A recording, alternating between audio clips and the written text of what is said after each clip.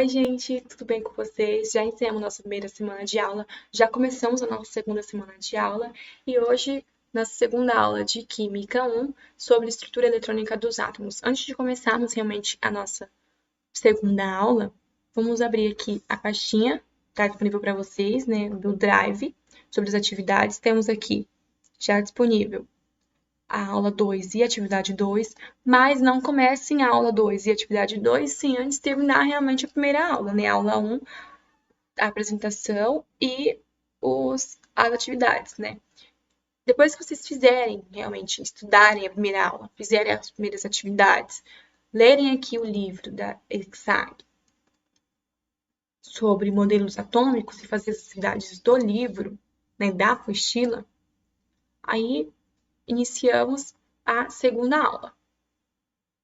Mas eu queria mostrar uma coisa para vocês que eu gostei muito, não sei se vocês abriram, que são esses links aqui de simuladores. Ai, peraí. E deixa eu abrir já esse aqui.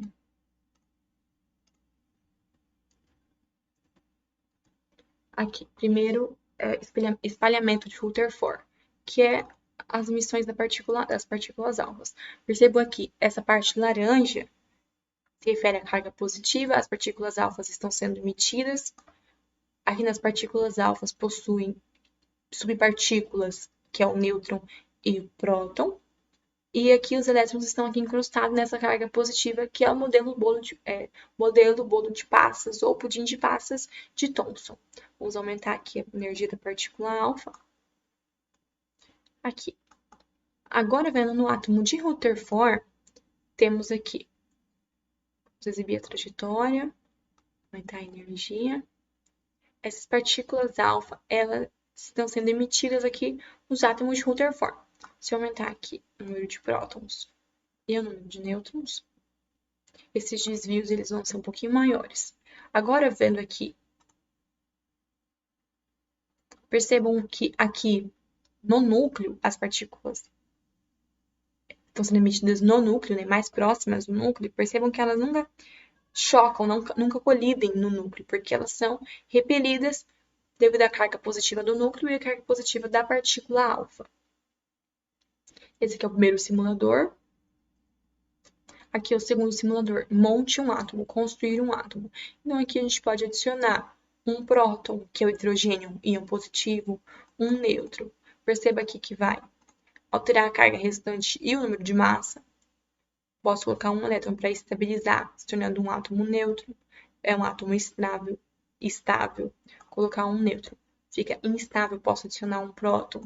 Não é mais um hidrogênio, agora é um hélio com carga positiva. Posso colocar um elétron aqui, átomo neutro.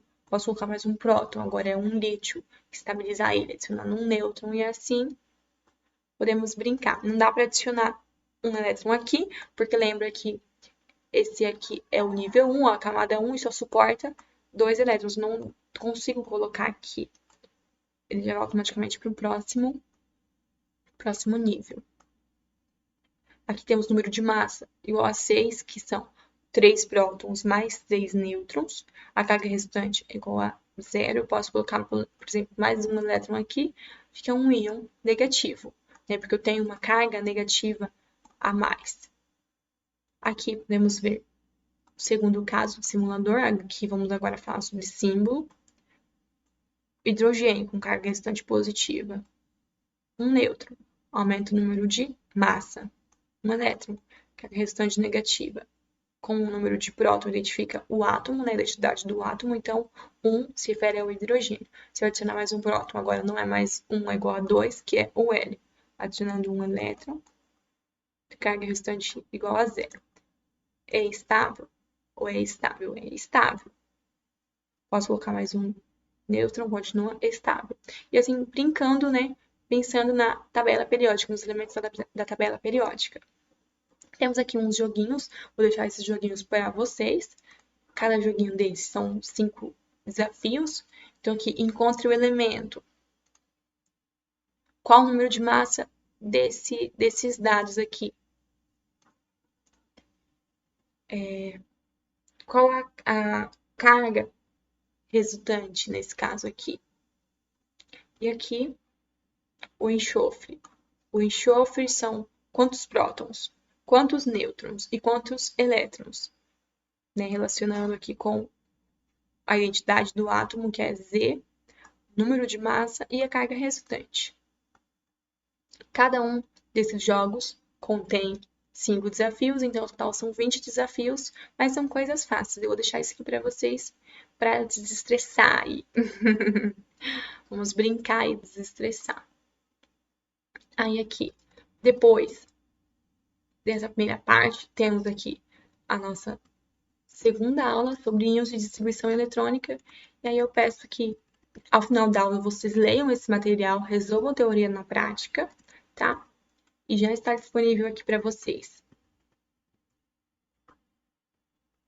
a aula 2 e atividade 2. Então, agora realmente vamos começar a nossa segunda aula sobre estrutura eletrônica dos átomos. Estrutura geral do átomo. O elétron está presente na eletrosfera com carga negativa, uma carga negativa. O próton presente no núcleo com uma carga positiva. O nêutron está presente no núcleo com carga nenhuma, 0 cargas. Modelo atômico de Bohr. Lembra aqui do modelo atômico de Bohr. Temos aqui um núcleo, temos a eletrosfera. Aqui, o elétron no estado fundamental recebe um pacote de energia, absorve essa energia, salta para o nível de energia superior, ficando um elétron excitado, né, que tem uma energia maior do que ele precisa necessariamente. Quando ele retorna ao seu estado fundamental, ao seu estado de menor energia, ele emite essa energia, né, em forma de radiação. Essa radiação é uma energia luminosa em forma de luz, sob a forma de um fóton de comprimento específico. Esse comprimento específico determina a coloração dessa energia luminosa, podendo ser, por exemplo, aqui, azul escuro, azul claro, vermelho, ou, sei lá, roxo, amarelo, dependendo do seu espectro de linha, né? Cada elemento possui seu espectro de linha, como a gente falou na aula passada. Temos aqui o princípio da incerteza de Heisenberg. Não é possível determinar ao mesmo tempo a velocidade, a posição e a trajetória de uma subpartícula atômica, como, por exemplo, do elétron, sendo importante caracterizá-la pela sua energia, já que não é possível órbitas definidas. Então, como a gente não consegue determinar isso com certeza, então é isso que a gente vai falar hoje na aula. Então, como assim? Como caracterizar isso? E o modelo nuvem eletrônica de Schrödinger, que onde está o elétron? Tem regiões de probabilidade de encontrar o elétron, como por exemplo aqui, próximo do núcleo, é mais denso, esses pontinhos azuis, então aqui a probabilidade de encontrar o elétron é maior do que aqui, mais longe do núcleo, mais afastado do núcleo, onde tem menos pontinhos, então esses pontinhos estão menos densos, então a probabilidade de encontrar elétrons mais longe do núcleo, mais afastado do núcleo é menor. Para resolver a equação de Schrödinger, né, de onde está o elétron, temos aqui o número quântico principal, momento orbital angular e o número quântico magnético. Vamos começar falando do número quântico principal, que na minha opinião é mais fácil, que é o primeiro número quântico. É aquele que indica os níveis de energia, ou seja, a camada eletrônica em que o elétron está. Possui valores inteiros e positivos. À medida que n aumenta, o elétron tem mais energia, tem uma energia mais alta e, por conta disso, está menos atraído pelo núcleo. Então, podemos relacionar o número quântico principal com os níveis. Então, nível 1, número quântico principal igual a 1.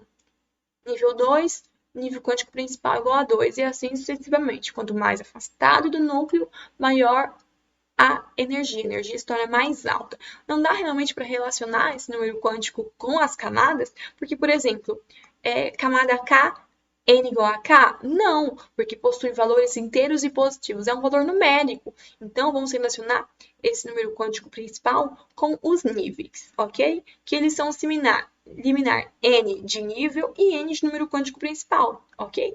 É a mesma coisa, eles são similares. O número quântico de momento angular, também o número quântico secundário ou número quântico azimutal, é esse Lzinho aqui, que ele representa os subníveis ou as subcamadas presentes em um nível ou camada. Então, os subníveis presentes são subníveis presentes em um nível, Então, determina a geometria ou a forma da região do espaço a qual o elétron será encontrado. Cada nível suporta uma quantidade máxima de elétrons distribuídos nos subníveis de energia. Então, por exemplo, para um dado valor de n, L tem os valores inteiros possíveis entre 0 e n menos 1.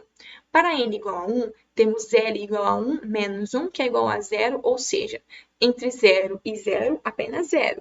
Então, Sharp, que é S, igual a Sharp, que é o nome do orbital ou o nome do subnível de energia, que tem um valor igual a 0.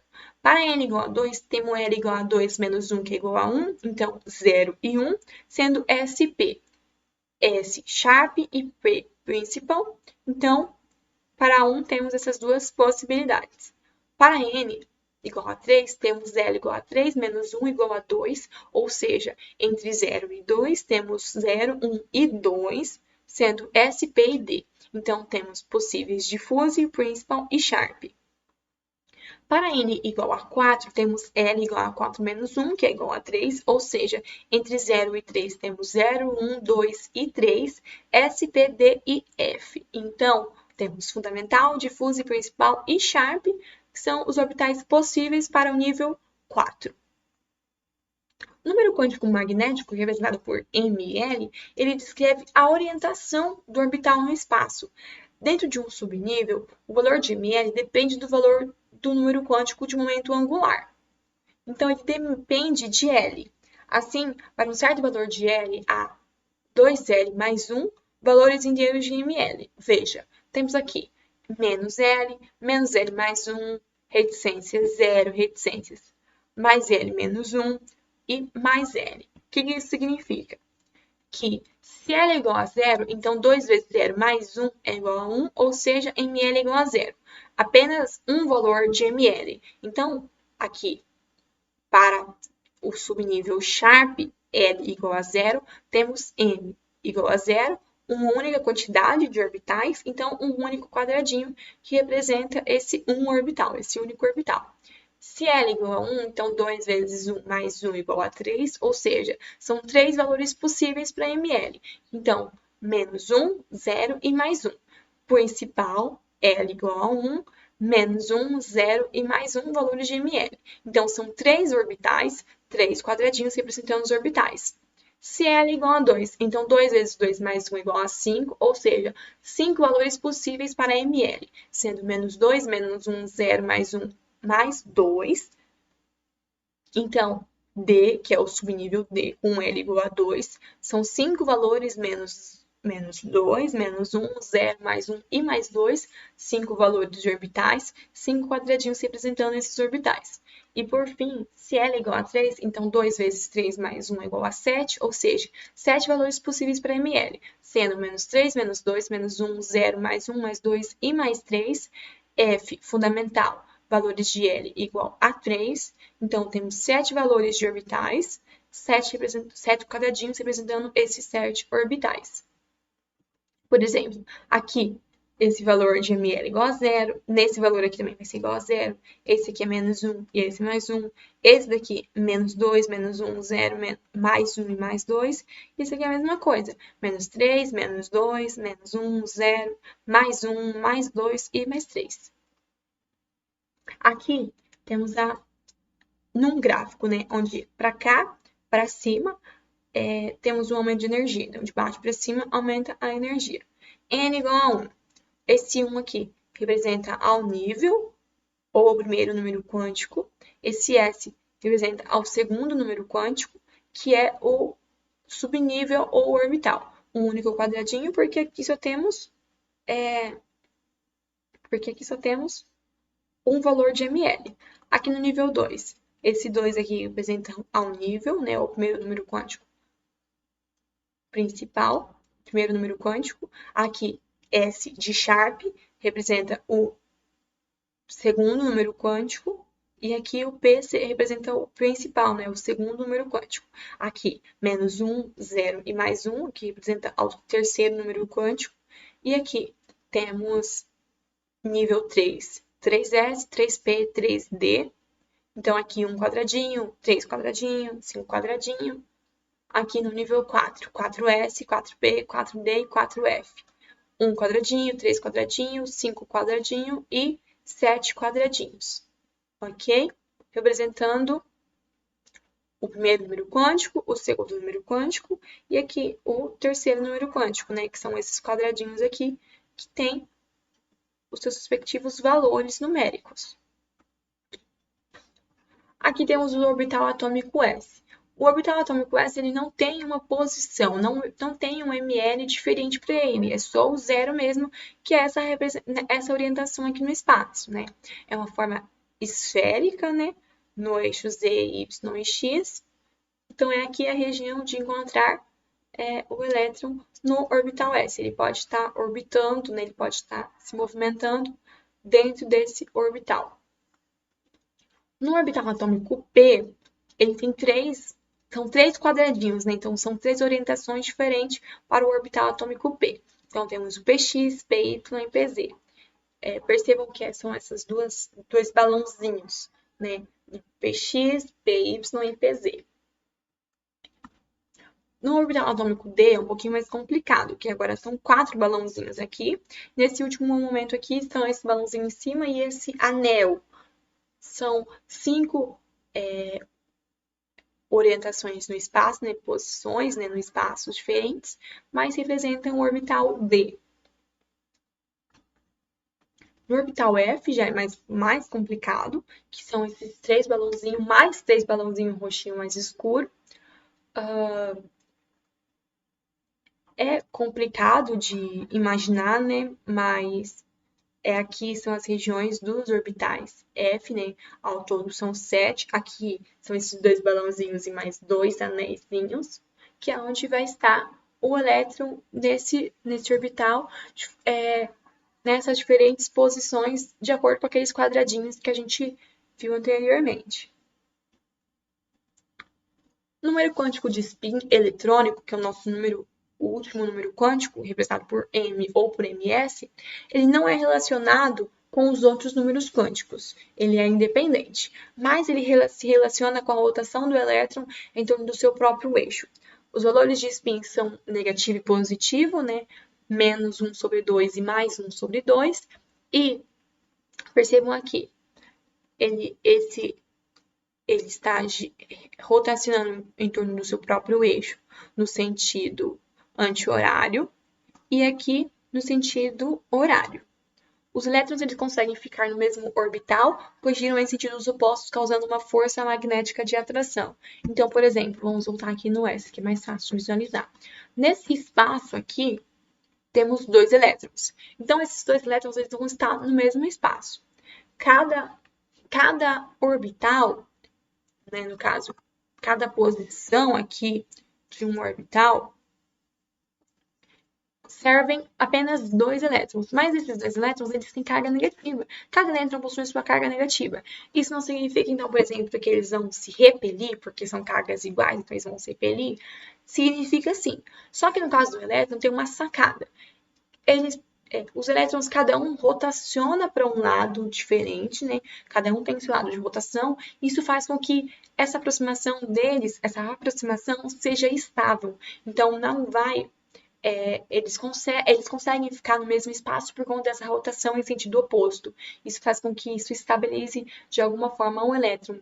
Então, por mais que os elétrons eles se movimentem em velocidade altíssima, essa rotação oposta faz com que eles consigam ficar dentro de um mesmo espaço, né? Causa uma força magnética de atração. Cada orbital possui no máximo 2 elétrons com spins opostos, que são simbolizados por setas. Por convenção, seta para cima corresponde a MS negativo e seta para baixo, o MS é positivo. Então, spin positivo é seta para baixo, spin negativo, seta para cima. Isso de acordo com o princípio de exclusão de Linus Pauling. De acordo com a regra de Hund, o preenchimento dos orbitais de um subnível deve ser feito de uma forma que contenha o maior número possível de elétrons desemparelhados, que são os elétrons isolados. Vou passar aqui rapidinho. Por exemplo, aqui temos apenas um elétron, aqui temos 2 elétrons, eles têm que estar um para cima e um para baixo. No caso aqui, Se esse elétron aqui, ele pode estar aqui, não é mais estável. Tudo bem que aqui cada um está rotando para um lado, mas se tem esse espaço aqui vazio para o elétron ficar ainda mais afastado, não é melhor? Não vai ficar mais estável essa distribuição? Então é isso que Wundt está falando. Vamos distribuir ao máximo esses elétrons, cada um em um espaço diferente. Isso vai causar estabilidade. Agora, caso esses elétrons não sirvam, todos eles, por exemplo, aqui, né, um elétron em cada quadradinho, em uma posição do orbital, então vamos colocar eles em regiões, em direções opostas, né, em spins opostos, para que isso consiga ser, para que essa distribuição, né, esses elétrons estejam estáveis dentro do átomo. Aqui, a distribuição eletrônica, como que ela é feita? Distribuição dos elétrons, né, nos níveis e subníveis e nesses quadradinhos. Cada seta representa um elétron e cada quadradinho um orbital. Faça a distribuição eletrônica sempre da esquerda para a direita. Então, sempre da esquerda para a direita. Coloque primeiro uma seta para cima em cada orbital. Então, primeiro a gente vai colocar a seta para cima. Seta para cima significa o quê? Seta para cima corresponde a spin negativo. Termine de preencher os orbitais com setas para baixo. Setas para baixo significa, então, spin positivo. Aqui. Temos aqui um único elétron distribuído nesse orbital S, orbital Sharp. Um elétron, um orbital para cima. Um elétron para cima. Seta para cima. Um elétron vai distribuído com seta para cima. Aqui, 2 elétrons distribuídos no orbital S. Então, um para cima e um para baixo. Aqui, temos aqui 4 elétrons para distribuir. Um para cima, um para cima, um para cima. 3, falta 1, são 4. Então, aqui, retorna ao lado esquerdo e coloca agora para baixo.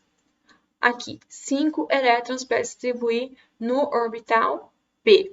Então, 1 para cima, 2 para cima e 3 para cima. Então, já distribuímos 3, faltam 2. Agora, então, coloca para baixo e para baixo. Então, 1 e 2 para baixo. Então, no total, 5 elétrons distribuídos, de acordo com o princípio de Linus-Pauling e regra de Hund. Aqui, no caso, está em desacordo com a regra de Hund, porque 1 para cima e 1 para cima. Então, esse terceiro aqui não é para estar aqui, ele deveria estar aqui com 1 para cima também. Então, a distribuição eletrônica incorreta é a letra E. Aqui temos o diagrama de Linus-Pauling, por exemplo, 1s, 2s, 2p, seguindo aqui essas diagonais que representam o aumento da energia. Então, aqui, 1s, 2s, 2p, 3s, 3p, 4s, retorna aqui 3d, 4p, 5s, retorna aqui de novo 4d, 5p, 6s, retorna aqui em cima de novo 4f, 5d, 6p, 7s, retorna aqui de novo 5f, 6d e 7p. Então, essa aqui é a representação do aumento de energia de acordo com o diagrama de Linus-Pauling. Aqui, esses números aqui representam ao nível, né? A camada. Esse S representa ao subnível, ou o P, ou o D, ou o F, eles representam o subnível, né? Os orbitais. E esse númerozinho que vai estar elevado, que vai estar em cada um desses aqui, significa a quantidade de elétrons nesse subnível aqui. Então, por exemplo, aqui, 1s2 é a distribuição eletrônica do hélio, que só possui 2 elétrons na sua estrutura. Então, eu não posso colocar, por exemplo, esses 2 elétrons do hélio aqui no nível 2. Por quê? Porque se eu tenho esse nível 1 aqui, que eu posso preencher de elétrons, por que eu vou colocar aqui num nível de energia maior?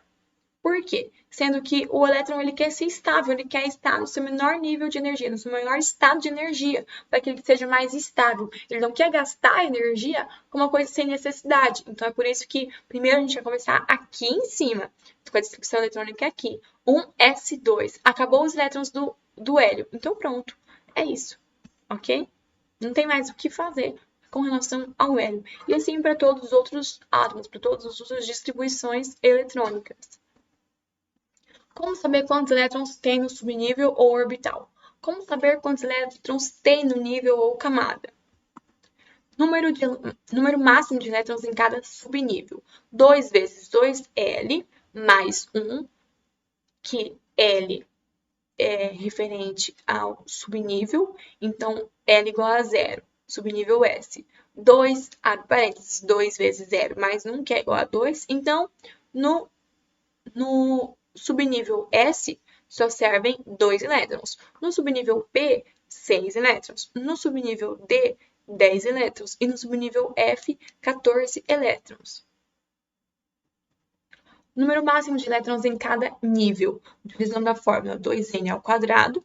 Temos aqui os valores até o quarto nível, esses valores eles são iguais à realidade. Esses valores teóricos são iguais à realidade. Então, por exemplo, no primeiro nível, temos aqui 2n ao quadrado, n igual a 1, então o número de máximo de elétrons é igual a 2. No segundo nível, são apenas 8 elétrons que servem no nível 2, né? O número máximo de elétrons no nível 2 é igual a 8. No nível 3, o número máximo de elétrons é igual a 18. E no nível 4, o número máximo de elétrons é igual a 32. A partir do quinto nível, nós temos aqui o valor teórico, que corresponde ao valor da fórmula, mas na realidade não é assim que acontece, porque o número conhecido é diferente. Então, por exemplo, no quinto nível, de acordo com a teoria, servem 50 elétrons, né? Então o número máximo de elétrons é igual a 50. Mas só é conhecido atualmente até 32 elétrons nesse subnível. Mas servem 50 elétrons. No nível 6, o valor teórico é 72, mas só é conhecido 18 elétrons nesse nível. E no nível 7, 98 elétrons máximos, número de elétrons máximos possíveis, mas só é conhecido 8. Isso pode mudar, por exemplo, futuramente com o descobrimento de outros átomos, né, com mais elétrons também, então pode ser que esse número aqui aumente, mas até então conhecidos são esses valores aqui. Essa aqui é uma tabela periódica com distribuição eletrônica, por exemplo, 1s1 do hidrogênio, 1s2 do hélio, 2s1 do lítio, 2s2 do sódio e assim sucessivamente. Sódio não, desculpa, aqui é do berílio. A distribuição eletrônica em níveis de energia. Então, temos aqui a distribuição eletrônica do chumbo, com Z igual a 82. Como esse átomo ele é neutro, então 82 prótons e também 82 elétrons. Então, aqui temos as camadas representadas por letras, porém, vamos falar aqui sobre níveis. Então, temos aqui nível 1, 2, 3, 4, 5 e 6. E vamos distribuir os 82 elétrons do chumbo. 1s2, 2s2, 2p6, 3s2, 3p6, 4s2, 3d10, 4p6, 5s2, 4d10, 5p6, 6s2, 4f14, 5d10. Então, aqui temos 80 elétrons e 6p2, 82 elétrons distribuídos para o chumbo. Então, temos aqui a distribuição eletrônica do chumbo. Aqui temos essa distribuição fora do diagrama, né, colocada linearmente, só que aqui não está levando em consideração o aumento de energia, né? Está colocando aqui só os níveis separados, nível 1, nível 2, nível 3, nível 4, porém é errado colocar dessa forma aqui. Tem que levar em consideração o aumento de energia de acordo com o diagrama, né? Que é dessa forma aqui diagonal, né? Essa orientação aqui diagonal, tá? É importante também. Então, se for colocar dessa forma aqui, coloque de acordo com o aumento gradativo de energia. E aqui também, coloquem as setinhas para baixo aqui diagonalmente, para que a gente saiba para onde essa energia está aumentando, ok? Distribuição eletrônica em níveis e subníveis de energia. Então, aqui temos o ferro, né, número atômico 26, então, como ele é neutro, então 26 elétrons também. Então, 1s2, 2s2, 2p6, já foram 10 elétrons. 3s2, 3p6, 4s2, 20 elétrons e 3d10. Então, temos aqui os 26 elétrons do ferro distribuídos.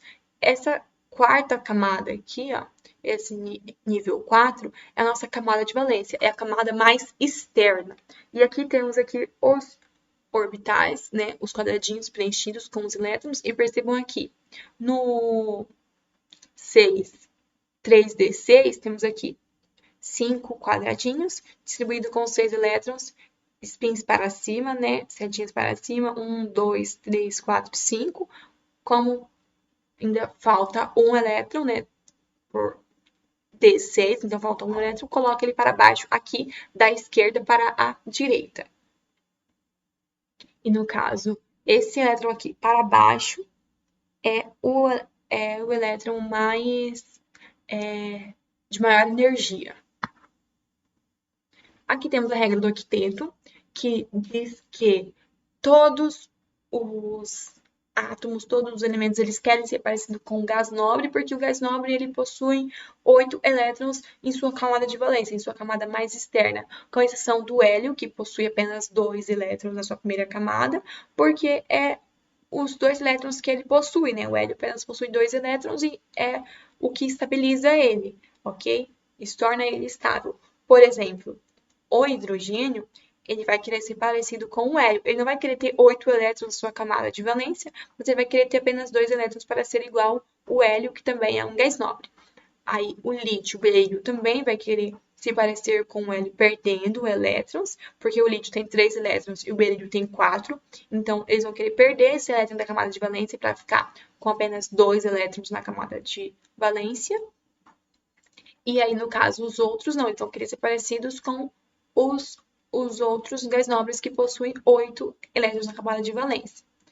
Por exemplo, o neônio, o argônio, o criptônio, o xenônio, eles são referências de estabilidade. Porque, por exemplo, por que o lítio vai ficar com a última camada com um elétron apenas, sendo que ele pode perder esse elétron e ficar parecido com o hélio, que é uma camada com 2 elétrons, uma camada completa, então mais estável. Ele não vai ficar gastando energia segurando apenas um elétron longe do núcleo, entende? E a mesma coisa do berilo, ele vai estar gastando energia segurando 2 elétrons longe do núcleo, no segundo nível. Então, é mais interessante para eles perder esses elétrons, para que eles atinjam essa configuração do hélio, né, mais estável, né, com um nível de energia menor, um estado de energia menor. Mas lembrando que é uma regra, a regra do octeto é uma regra, não é uma lei. Então, se tratando de uma regra, isso não vale para todos os átomos, para todos os elementos. Tem exceções. E alguns outros que não vão aderir à regra do octeto, eles vão encontrar uma outra forma de se estabilizar. Aqui, o átomo nêutron pode, por exemplo, perder elétron ou perder elétrons, ficando com carga positiva, o íon cátion, ou ele pode ganhar elétron ou elétrons, ficando com carga negativa, o íon ânion. Distribuição eletrônica em íons. Por exemplo, aqui, vamos fazer a distribuição do sódio, número atômico igual a 11, então 11 prótons. Vamos distribuir o átomo neutro, vamos fazer a distribuição eletrônica do átomo neutro primeiro. 1s2, 2 elétrons na camada K, 2s2, 2p6, 8 elétrons na camada L e 3s1 na camada M, 1 elétron apenas. Total de elétrons, 11 elétrons. Perdendo um elétron, perde esse elétron da camada de valência, que é a camada M, né? Nível 3. Então, vai ficar o íon sódio cátion, 1s2, 2s2, 2p6, 2p6, 10 elétrons ao total. E aqui temos o cloro, 17, né, o número atômico 17, são 17 prótons, 17 elétrons por estado de um átomo neutro. 1s2, 2 elétrons na camada K. 2s2, 2p6, 8 elétrons na camada L. 3s2, 3p5, 7 elétrons na camada M. Total de 17 elétrons. Ao ganhar um elétron, vai ter 8 elétrons na camada de valência. Então, íon cloreto. 1s2, 2s2, 2p6, 3s2, 3p6. 8 elétrons na camada de valência, ao total 18 elétrons, atingindo a regra do octeto também. A configuração eletrônica condensada. Temos aqui. A única coisa que vai fazer aqui é usar configurações de elementos anteriores, né, da tabela periódica, para como se fosse abreviar mesmo. Então, aqui temos a configuração do hélio, 1s2. Vamos pegar aqui o exemplo do carbono. Vamos usar a configuração do hélio, que é 1s2. Em vez de colocar 1s2, vamos usar a configuração do hélio aqui entre esses colchetes. Então, hélio, configuração eletrônica do hélio, 2s2, 2p6. Aqui, por exemplo, do neônio, né? A configuração eletrônica do hélio, 2s2, 2p6 e a configuração do sódio. Então, vamos usar a configuração do neônio, 3s1. E assim dá para fazer sucessivamente, tá? Só para dar uma abreviada mesmo, né? Para não ficar escrevendo muita coisa, ok? E calculando os números quânticos, temos aqui o elétron de maior energia ou elétron de diferenciação, que é o último elétron distribuído no preenchimento da hidrotrosfera, de acordo com as regras que estudamos agora, né? Então, é um elétron de maior energia. É o último elétron distribuído. Então, vamos lá. Aqui, o nitrogênio, né? O número atômico igual a 7, então são 7 prótons. E como é um átomo neutro, então são 7 elétrons. Então, vamos distribuir 1s2, 2s2, distribuímos 4 elétrons já. Então, falta 3. 2p3. Então, 1, 2, 3 spins elétrons para cima, né, que seta para cima. Então, aqui, o primeiro número quântico igual a n igual a 2, que é igual ao nível. O p, L igual a 1, porque p é o orbital principal, né, que L igual a 1. O elétron de diferenciação é esse aqui, né, distribuído nesse último quadradinho, que corresponde a mais 1. Então, ml é igual a mais 1. E como o elétron está para cima, seta para cima, então spin negativo, menos 1 sobre 2. Aqui, no oxigênio, né, número atômico igual a 8, 8 prótons, então 8 elétrons se tratando de um átomo neutro. 1s2, 2s2, já distribuímos 4 elétrons, falta mais 4. 2p, não é p3, aqui é p4, tá? Então aqui, o n, primeiro número quântico, é igual a 2, o p é o orbital principal, que é igual a 1, e aqui o elétron de diferenciação é esse elétron aqui vermelhinho, que está no quadradinho, no primeiro quadradinho, que corresponde a menos 1, então M é igual a ml igual a menos 1, e com a seta está para baixo, o elétron, então, ele tem orientação positiva, né? ms é igual a mais 1 sobre 2. Spin positivo. E muito obrigada, tá? Se tiver dúvida, entre em contato comigo ou procure um monitor para te ajudar. Já está aqui na pasta, tá? Pode estudar esses aqui sobre íons, fazer esses exercícios aqui, tá? Teoria da prática, tem a resolução. Leiam esse material, é bem resumido, mas ainda assim vale a pena. Aqui, a aula 2 em PDF já está aqui disponível para vocês, tá? Aqui, a atividade 2 já está aqui, tem um resuminho antes. E aqui as atividades, tá? Ao total são 6 atividades. E amanhã eu coloco para vocês aqui o gabarito da aula. E é isso. Muito obrigada!